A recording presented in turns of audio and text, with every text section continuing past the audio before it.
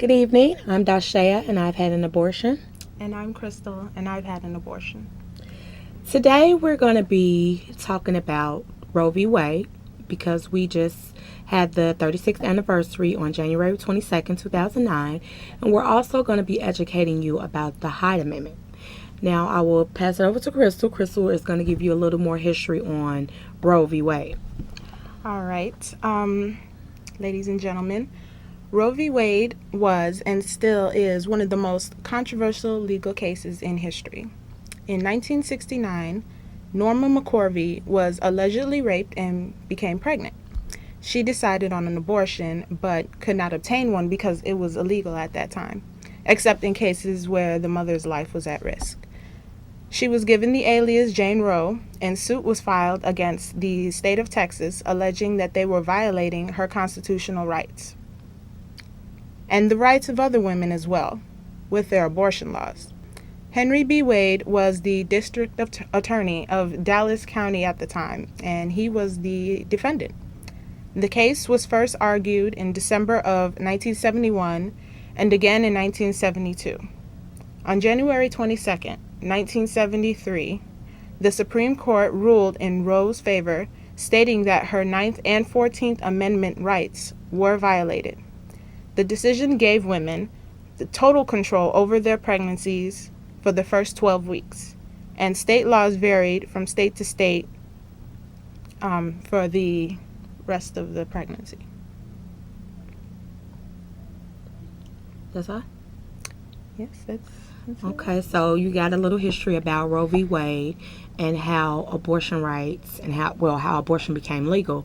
So now I want to talk about the Hyde Amendment.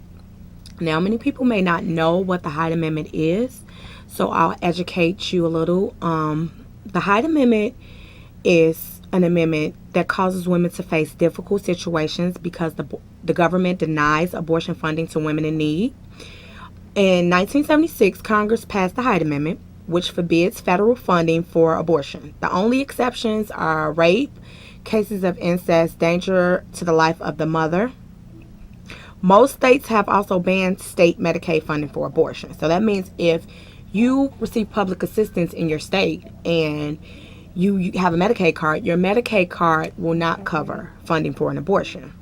Now, before the Hyde Amendment, women could access abortion services regardless of their income because Medicaid covered abortion care like it did with any other medical service.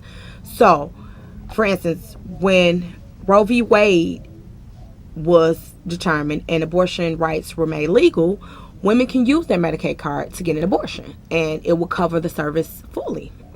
But in 1976, this right was taken away. Henry Hyde was actually a representative from Illinois.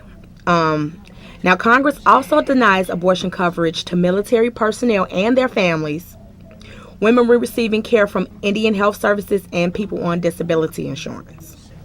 Now, I don't know if you know, but based on abortion funding, it most severely affects poor women. So that means the reproductive age is 15 to 44, and out of the age bracket of 15 to 44, the poorest women, which are on Medicaid, cannot get assistance with abortion, even though Medicaid covers everything else. Women on public assistance, they face a double bind. On average, a poor woman makes, that's below 150% of the poverty level, she makes like $930 a month. And you figure the average abortion costs $370 at 10 weeks. So you figure if she has to pay for an abortion and she's living off $930, that's going to risk her to forego food, maybe eviction, pawning items. So we just want to educate you on how important it is for women, especially poor women, to come to the table and fight to repeal the Hyde Amendment. Do we have a caller? Okay. It's already, a bad situation when women are childbirthing age. They have children, they're making no money, and then they have to pay for an abortion, and the government just won't cover any of it unless it's an endangerment of the woman. Do you have any questions about that? Yeah, I do. So I mean, what do you think? Do you think we can get the Hyde Amendment repealed? Or? Um, it's a fight. I mean, I'm gonna be honest. I can't just outright say yes, we can get it appealed. But the more and more we become involved and come to the table and talk to our legislators and um, create groups and organizations where we are standing up to say, hey, this is all right. Mm-hmm. You know, if Medicaid covers everything else, why is it a disparity with women? You know, NANAF, which is the National Network of Abortion Funds, which we are a member of their organization, they have a big 30 Years is Enough Hyde campaign. So you can actually go to their website at nanaf.org, and you can actually sign a petition that they have in effort to repeal the Hyde Amendment. And they also have a lot of good information about the disparities that it causes poor women. Right. You know, the Hyde Amendment, how, you know, they have to forego everything. Now, when I was doing some research on the Guttmacher Institute, that's the institute that does a lot of research surrounding women's rights, it noted that poor women have been pawns in the congressional debate over abortion since the procedure became legal. Mm-hmm. So we have been like the major target. Right. It also said that Hyde told colleagues during a congressional debate over Medicaid funding in 1977 that I certainly would like to prevent, if I could legally, anybody having an abortion, a rich woman, a middle class woman, or a poor woman. Unfortunately, the only vehicle available is the Medicaid bill. So since he couldn't make it illegal because we won Roe 1, right, he set up a ban on medical funding, which targets poor women. We have a caller. Good evening, caller. Good evening. How are you? Good. How are you?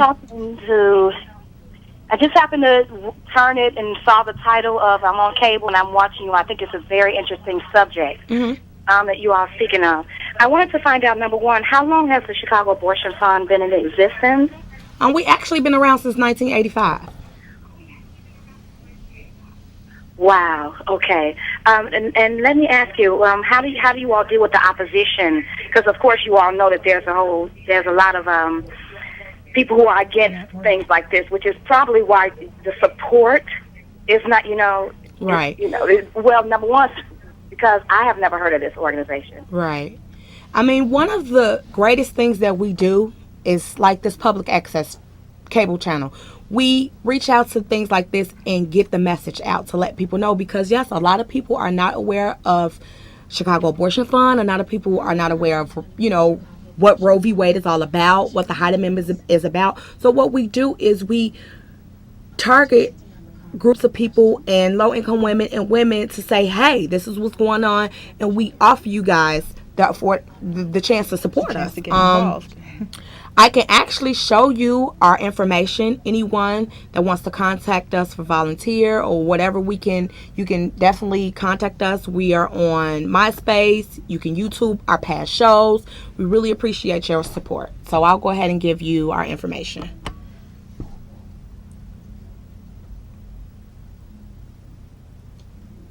Okay, so Crystal, did you have any more questions you want to ask about the Hyde Amendment? Yeah, I do. What do you think?